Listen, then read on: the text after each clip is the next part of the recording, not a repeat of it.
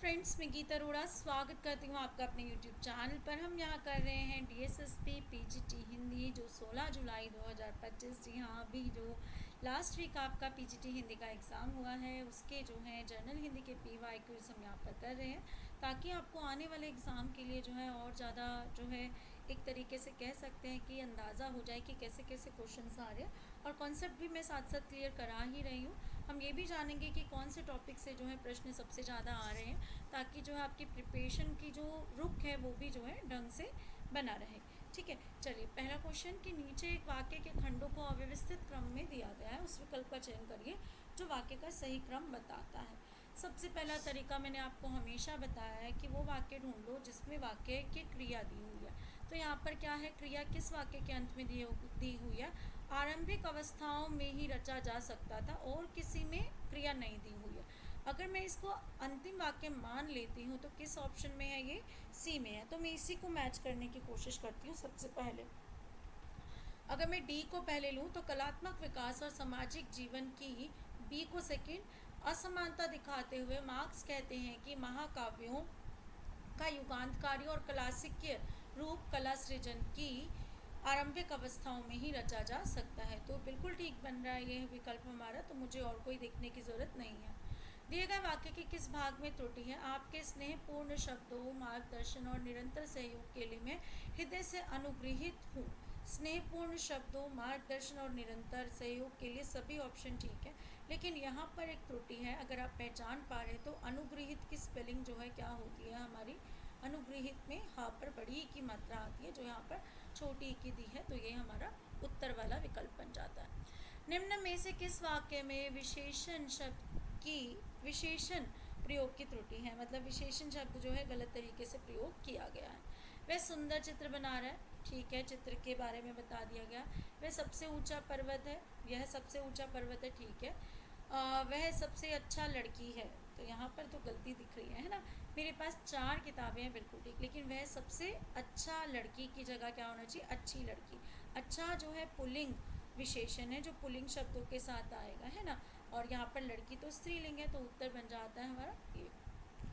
अगला है, नीचे दिए गए वाक्यों में से 3 वाक्य व्याकरण की दृष्टि से शुद्ध हैं जबकि एक वाक्य में विशेषण का बेमेल प्रयोग हुआ है। बेमेल वाक्य का चयन कीजिए।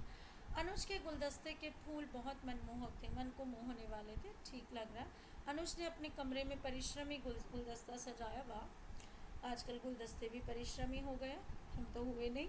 अनुज बहुत सुंदर गुलदस्ता बनाता है, ठीक लग रहा है। अनुज के अध्यापक ने बताया कि उसकी कलाकृति बेहद आकर्षक थी, बिल्कुल ठीक, लेकिन यहाँ पर परिश्रमी जो लगाया गया विशेषण है वो किसी व्यक्ति के लिए लगाया जा सकता है, किसी गुलदस्ते के लिए नहीं, है ना, बेजान चीज़ों के लिए नहीं, तो ये उत्तर हमारा हो जाता है। निम्नलिखित वाक्यांश के लिए एक शब्द का चयन करें जो स्वयं उत्पन्न हुआ हो। विकल्प देखते हैं। स्वयं भू, स्वयं मतलब खुद, और भू मतलब उत्पन्न होने वाला। सामिश मतलब क्या है? जो मांस खाता हो। स्वार्थी जो अपना स्वार्थ देखता हो, यानी कि सेल्फिश हो। समदर्शी जो सबको एक नज़र से देखता हो, तो उत्तर बन जाता है पहला विकल्प। दिए गए वाक्य के किस भाग में त्रुटि है? सत्य, तप और स्वाध्याय से सिंचित जीवन ही राष्ट्र के नैतिक अभ्युदय का आधार बन सकता है। तप और स्वाध्याय ठीक है विकल्प, बिल्कुल कोई त्रुटि नहीं है। सिंचित जीवन ठीक, राष्ट्र के नैतिक बिल्कुल ठीक, लेकिन अभ्युदय किस शब्द से मिलकर बना है? अभी जमा उदय से मिलकर बना है, जो यण संधि का उदाहरण देते हैं जिसमें ई और ऊ मिलकर या बनाते हैं और ऊ की मात्रा जो है या पर लगती है, जो क्या है? छोटा ऊ है, तो छोटे ऊ की मात्रा लगनी चाहिए, और यहाँ पर क्या दी है? बड़े ऊ की मात्रा, यानी कि यहाँ पर गलती है। निम्नलिखित में से किस वाक्य में उद्विग्न के सही विलोम का प्रयोग हुआ है? उद्विग्न मतलब क्या होता है? उत्तेजी, जो बहुत जो है तेज धड़कन चल रही हो जिसकी, या जो बहुत जोश में हो कह सकते हैं, तो उत्तेजित जो है इसका विलोम नहीं है, इसका सिनोनियम लग रहा है ना।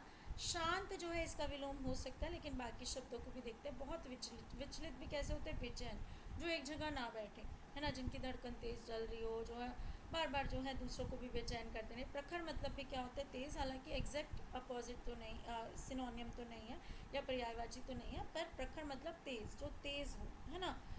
तो यहाँ पर सही विलोम क्या बन जाता है? शांत। युक्त क्या है कि नीचे दिए गए विकल्पों में से एक सही विकल्प का चुनाव कर संज्ञा युक्त बेमेल वाक्य का चयन कीजिए। यानी कि संज्ञाएं देखनी है हमने, बीच में जो बेमेल हो वो देखनी है। दीपक एक संज्ञा शब्द है, ठीक है। उलझन भी संज्ञा शब्द है, ठीक है। देश ठीक है, परदेश परदेश दोनों ठीक है लगभग। धन भी ठीक है, अहंकार भी ठीक है, सेठ धीरज सही है। दिसंबर हवाएं ठीक है, तो ये भी ठीक है। लेकिन संज्ञा की गलती ढूंढनी है, तो विनय, विनय क्या होता है? विनय हो सकता है, क्या हो सकता है? विनय, विनय अपना देश छोड़कर, तो ये नाम में ही गलती है ना। ये नाम जो है सही नहीं है, ये ऐसी गलती होगी जैसे किसी ने गलती से नाम गलत रख दिया है, ठीक है। निम्नलिखित में से किस वाक्य में अज्ञे के सही विलोम का प्रयोग हुआ है? अज्ञे मतलब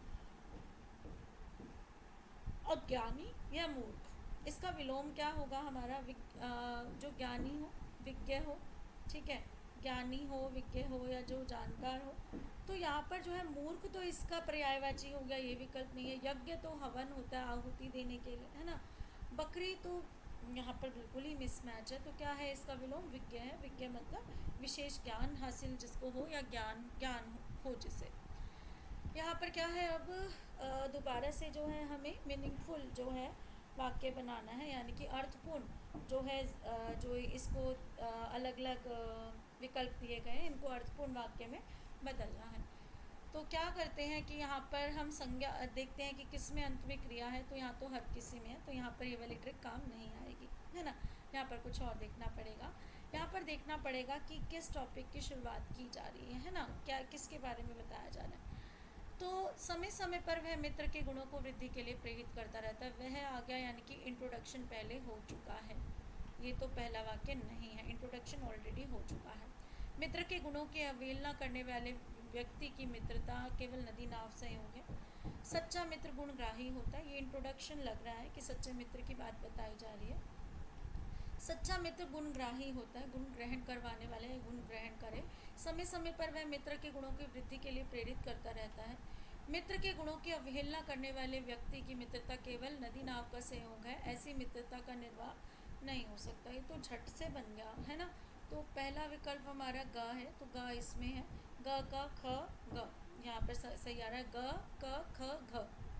सर्वनाम की दृष्टि से बेमेल वाक्य है, वह बुरा है, वह सर्वनाम शब्द बुरा है, यह अच्छा है, यह निश्चयवाचक सर्वनाम अच्छा है, वो शैतान है अन्य पुरुषवाचक सर्वनाम, राम अच्छा है, तो राम तो संज्ञा है, तो यहाँ पर ये कैसे आ गया, हमें तो सर्वनाम यहाँ पर होना चाहिए, तो ये वाक्य उत्तर बन जाता है।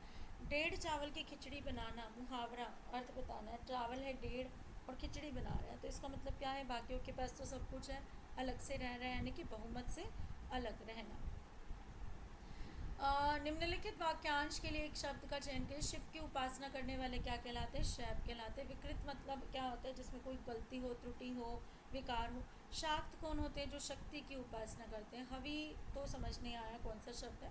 प्रधानमंत्री ने देश की डैश को बधाई प्रेषित की, कारक चिन्ह बताना है कि देश की जनता की बधाई नहीं, को प्रेषित की, से के गलत है यहाँ पर।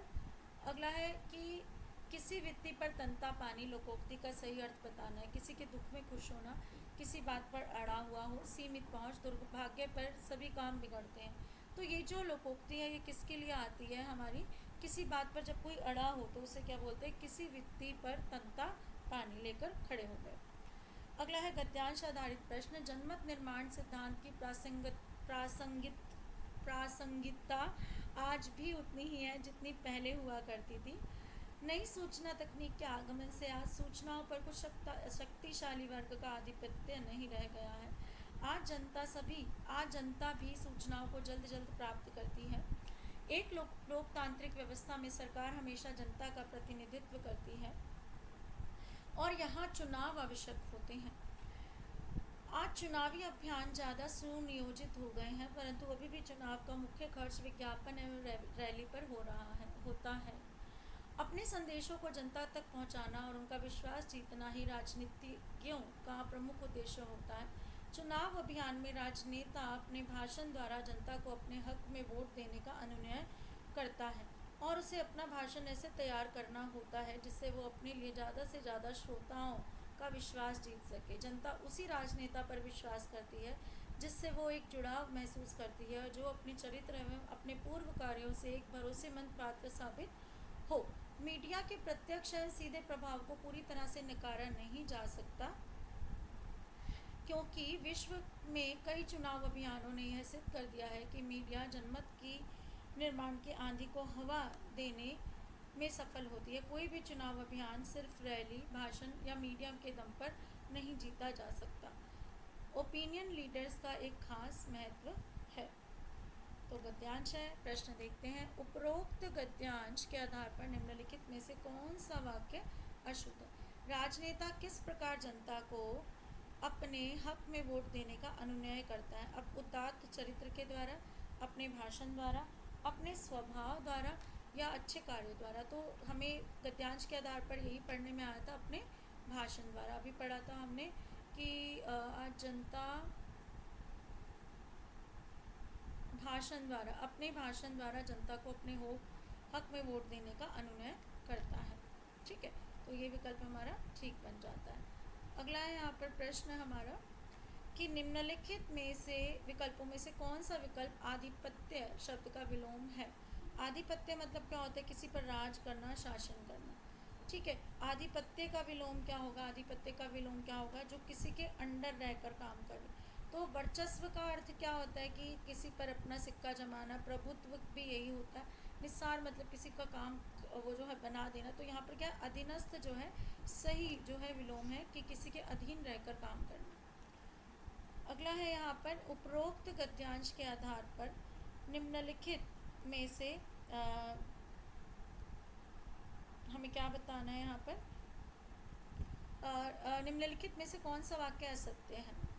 जनता सूचनाएं शीघ्र प्राप्त करने को आतुर रहती है। बिल्कुल ठीक, गद्यांश में पढ़ा था। वही राजनेता विश्वास पात्र होता है जिसका संबंध समाज से होता है। जनमत निर्माण सिद्धांत वर्तमान में प्रासंगिक है। मीडिया जनमत निर्माण की आंधी को हवा देने में विफल रही है। तो ये वाला जो है गलत है कि सफल रही है मीडिया जनमत की आंधी को, जनमत का निर्माण करने में। ठीक है, निम्नलिखित विकल्पों में से कौन सा विकल्प अनुनय शब्द का पर्यायवाची नहीं है? अनुनय क्या होता है? किसी से याचना करना। ठीक है, प्रार्थना करना, मिन्नत करना। लेकिन सद्भाव क्या होता है? सद्भाव होता है अच्छा आचरण करना, अच्छे व्यवहार से जो है दूसरों के साथ रहना। तो ये विकल्प अलग हो जाता है। उपरोक्त गद्यांश हेतु उचित शीर्षक का चयन करें। वोट का अधिकार, चुनाव और राजनेता, लोकतंत्र और राजतंत्र हमारे संदेश। तो क्या है? चुनाव और राजनेता। ही समझ आ रहा है कि चुनावों में राजनेता कैसे काम करते हैं। तो यही हमारा सही विकल्प बन जाता है। तो क्लास अच्छी लगी हो, चैनल को लाइक, शेयर, सब्सक्राइब करना मत भूलिएगा। Thank you. और जो है कमेंट करके बताइए कि आपको क्लासेस कैसी लग रही हैं।